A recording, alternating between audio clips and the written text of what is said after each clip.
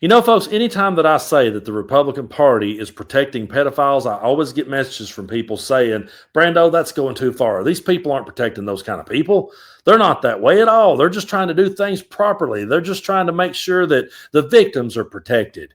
Well, I'm going to read you a story here about a January 6th rioter who was pardoned by Donald Trump.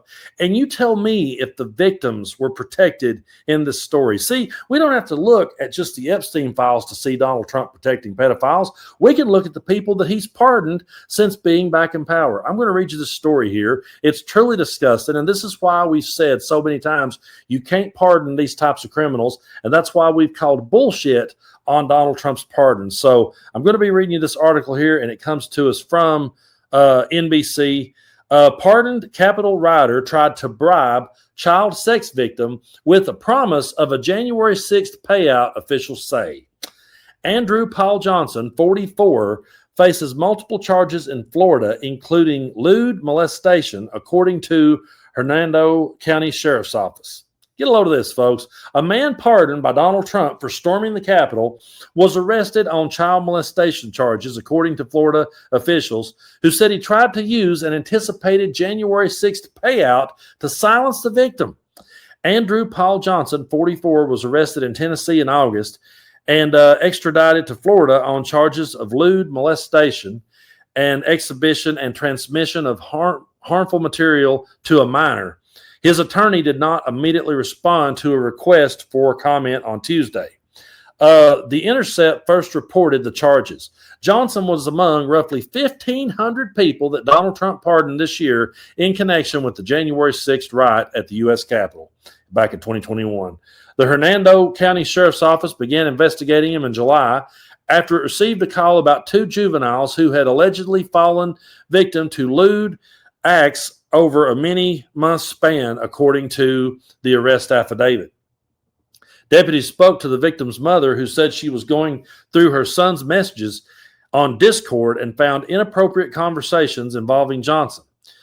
She asked her son about the messages and asked whether Johnson had ever said or done anything inappropriate, it says. The child said Johnson, and it's a trigger warning ahead of time, folks.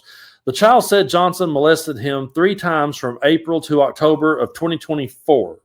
So to anybody out there that wants to spin this, oh, well, this was something he did before, January 6th. No, these are the type of people they were then. This is the type of people they are now.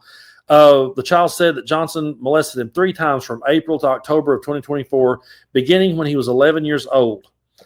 The child said he confronted Johnson, who apologized and told the child to not tell anyone since he would get in trouble. The affidavit says Johnson mailed the child an iPhone and told him to keep it a secret. The sheriff's office said in the affidavit that Discord messages showed Johnson speaking to the child's home to take him food and hang out with him. He also told the child that since he was pardoned for storming the Capitol on January 6, 2021, and he was being awarded a $10 million as a result of being a J6er, that he would be putting him in his will to take any money he had left over. You talk about a disgusted son of a bitch. This tactic was believed to be used to keep the victim from exposing what Andrew had done to him. Trump has discussed the possibility of compensating January 6th rioters, but no one has received any payments. In May, the administration reached a settlement of just under $5 million with Ashley Babbitt's family. An officer fatally shot her during the riot as she tried to climb through the broken window of the barricaded door leading to the speaker's lobby. Johnson was arrested in 2022 and faced 4 charges in connection with the January 6th riot, the Justice Department said. He breached the building through a broken window. Court documents from the case said Johnson, who referred to himself as American terrorist and proud J6er, engaged in disorderly and disruptive conduct for more than 4 hours. The document said that after he breached the Capitol, he encouraged the other rioters to follow and yelled, "We haven't accomplished anything here. The door's still closed.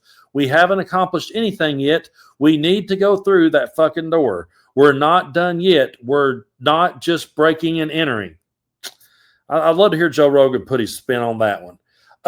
He also spread false theories about the riot and called for another attack, according to documents. He pleaded guilty in April of 2024 and was pardoned.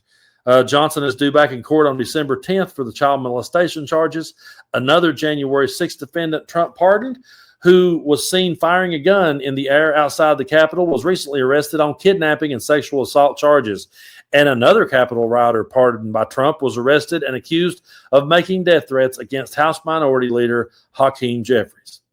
And once again, folks, those are the type of people that Donald Trump is pardoning. Those are the type of people that he's going to bat for. So my question is, if he would pardon a guy like that and go to bat for a guy like that, then why is it so crazy for us to say that they're protecting pedophiles? Why would that be so hard for you to believe? People can go back and spin the Epstein files however they want to. They can go back and say, oh, well, that was a long time ago, man. Things were different back in the 90s. He didn't really know that guy all that well. Bill Clinton knew him a whole lot better. Oh, James Comey, Bill Clinton knew him more than anybody did. What about this, James Comer? How do you explain this one away? And here's the thing. One day, Donald Trump will be out of the political arena. And I know we can't wait for that moment. The day is going to come that he's going to be long gone. And I don't know if he'll ever pay for any of his sins in this world.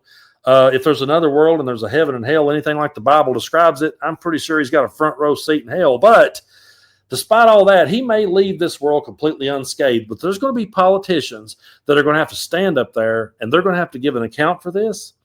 And every time that anyone runs against them, they need to bring these types of stories up every stinking time.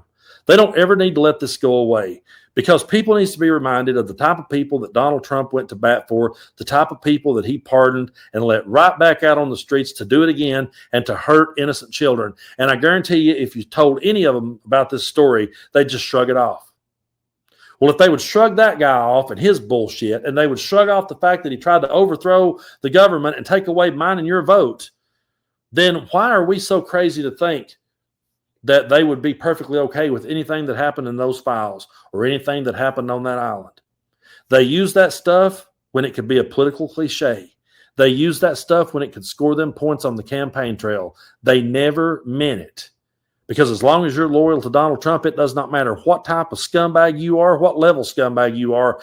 As long as you're loyal to him, he'll find a way to pardon you and get you out of it. And to think that that sick fuck would do that to a child and then promise them Donald Trump's money that he's going to get for writing.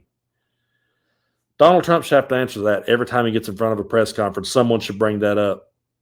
And they should do that to every Republican president and every Republican candidate that comes down the pike until we see them fully turn around and completely denounce this. Until they do, I challenge every reporter out there to ask them about this story every time. They repeat nothing but bullshit. So how about we just start repeating nothing but facts right in their face and hold them accountable for this? And I'm not much of a believer. I'm really not. And I'm not trying to put negative energy out into the world. But damn it, when you read stories like that, you really hope that hell is a real place.